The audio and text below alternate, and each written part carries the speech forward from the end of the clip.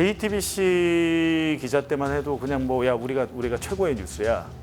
우리가 사회를 바꿀 수 있어. 이런 착각과 자만에 빠져 있던 거죠. 근데 제가 JTBC 나와서 보니까 세상은 내가 생각하던 것과 완전히 다르게 흘러갔구나. 나만 몰랐구나. 우리만 바보였구나.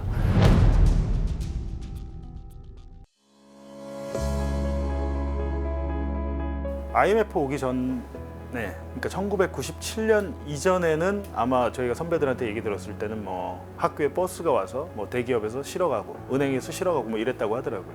그분들은 이제 스스로 얘기해요. 그때 취업이 쉬웠다. 근데 그 이후에 저희 세대만 하더라도 굉장히 취업은 쉽지 않았는데 지금은 너무도 이제 치열한 것입니다. 너무도 취업 때문에. 오로지 이제 취업이 목적이 돼버리고 나머지 뭐 대학이나 자격증이나 영어 시험 점수나 이런 것들은 이제 수단이 돼버리는 건데 저도 마찬가지였습니다. 저는 대학 때 신문 한 줄 보지 않았어요. 언론사 준비한다고 할 때 그때 조금 봤지 사회에 아무 관심이 없었습니다.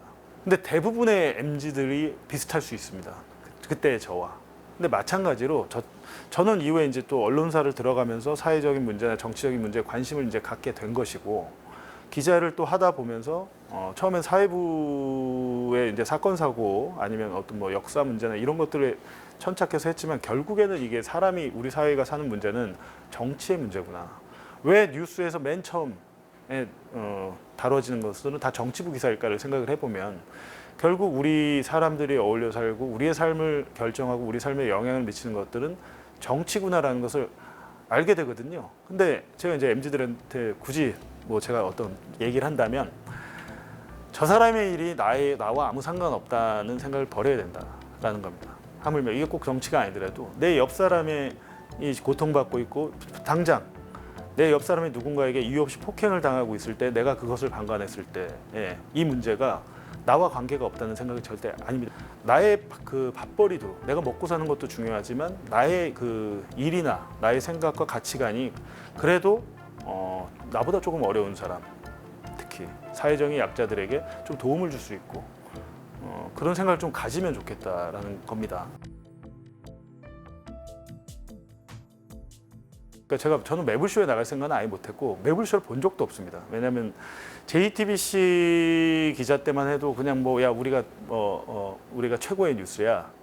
우리가 사회를 바꿀 수 있어. 이런 착각과 자만에 빠져 있던 거죠. 근데 제가 JTBC 나와서 보니까 세상은 내가 생각하던 것과 완전히 다르게 흘러갔구나. 나만 몰랐구나. 우리만 바보였구나. 라는 생각이 들었는데 이제 그중 한 케이스가 이제 최욱 씨였어요.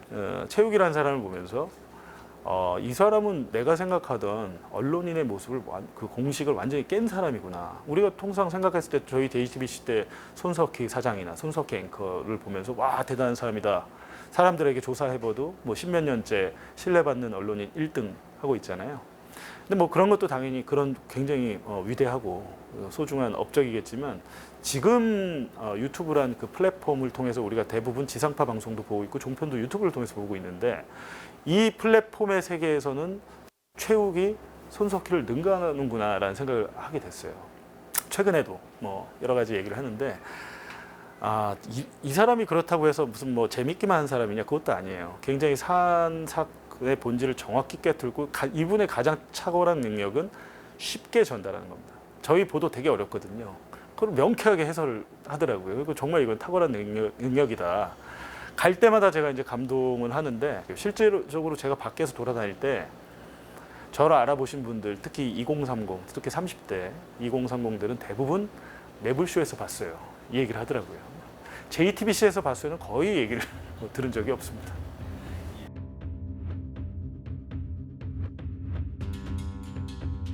아니 없죠. 직접 볼 경우는 이제 생기겠네요. 저의 재판에서.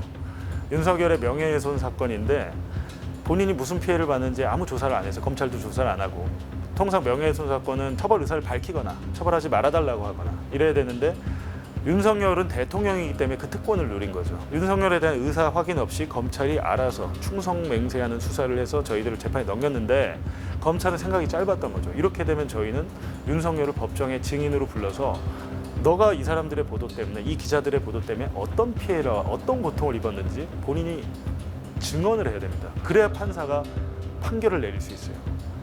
그러니까 결국에는 그 짧은 생각 때문에 본인이 내란 수괴로서 재판을 받아야 되지만 거기서 어떤 형이 나오더라도 결국에는 저와 본인의 재판에서, 저의 재판에서 윤석열과 저는 반드시 만날 수밖에 없다라는 거죠. 제가 이제 뭐 그날 만나면 무슨 얘기를 할까 이런 생각도 하고요.